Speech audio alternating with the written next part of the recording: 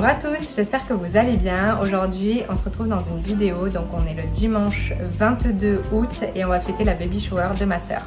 Voilà, donc pour l'occasion elle m'a demandé de faire deux recettes, je vais vous montrer.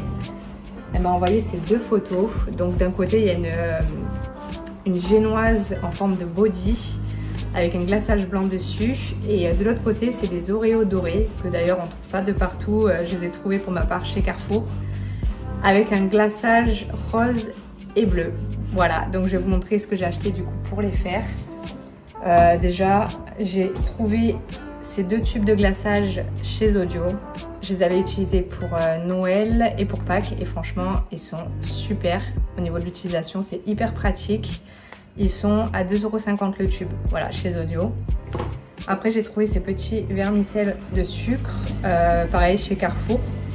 Ils sont simples, voilà.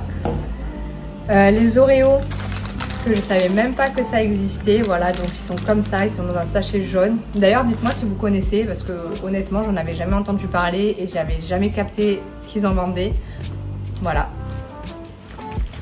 Et pour le dessus du body, j'ai trouvé ces petites étoiles chez Fêter et Recevoir. Elles sont beaucoup moins chères que chez Carrefour.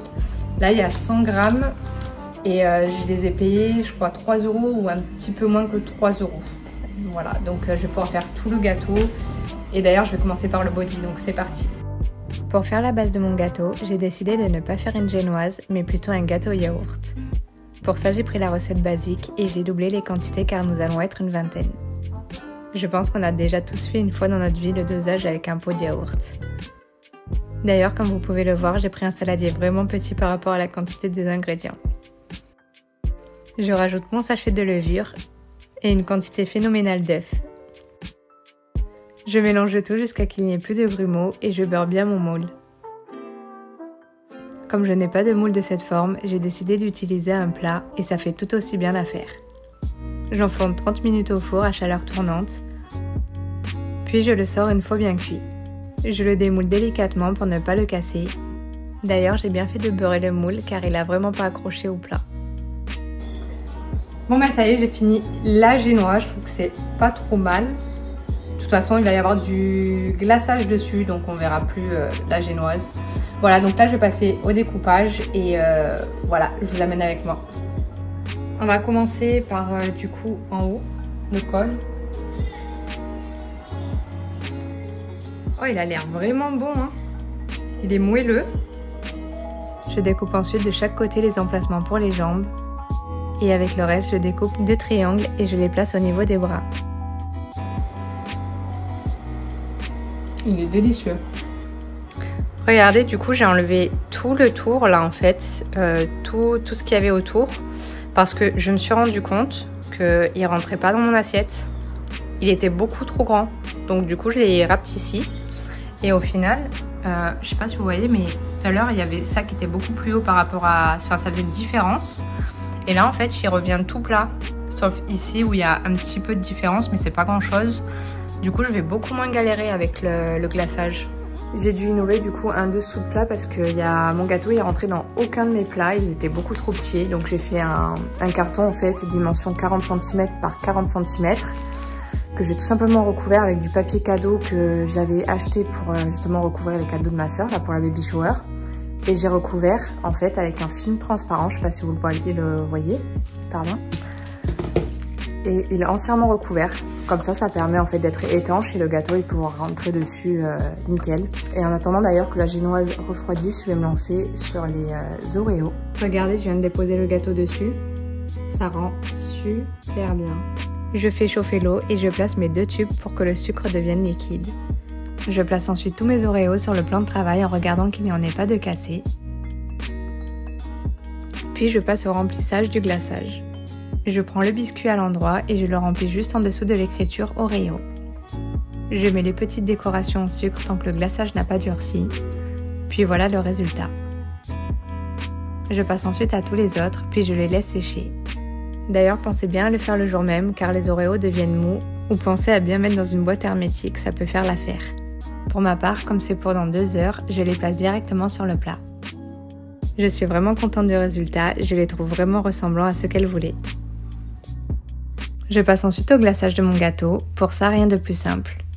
Je mélange juste 350 g de sucre glace avec 250 g de beurre jusqu'à ce que le mélange soit bien lisse et homogène.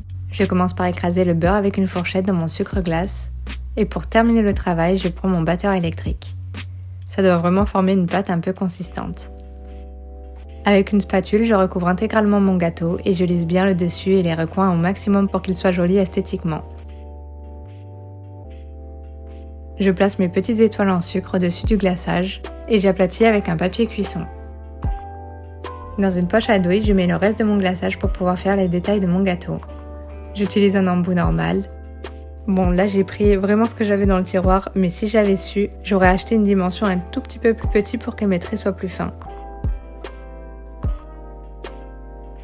Ça y est, j'ai fini le gâteau, je suis trop contente. Bon, ça va, le résultat il est un peu ressemblant à celui qu'elle m'avait dit de faire. Voilà, de plus près. Et après, au niveau des Oreos, je crois que c'est ce que j'ai réussi le mieux. Bon, après, c'était pas du tout compliqué à faire. Voilà, donc ça c'est l'ensemble. Avec Hugo, du coup, on a fait un petit jeu pour la baby shower. Donc moi, je me suis occupée de faire l'urne. J'ai simplement en fait pris un carton que j'ai entouré de papier cadeau et sur les côtés pour cacher les attaches, j'ai mis 2 cartons craft avec écrit donc la fille ou garçon. Et de l'autre côté, on a mis les petites cartes.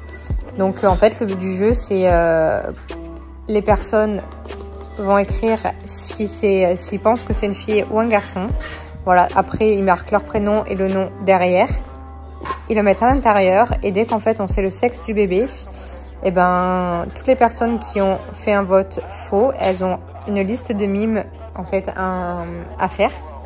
On a tout imprimé, donc là il y a une petite liste et elles devront faire ces mimes.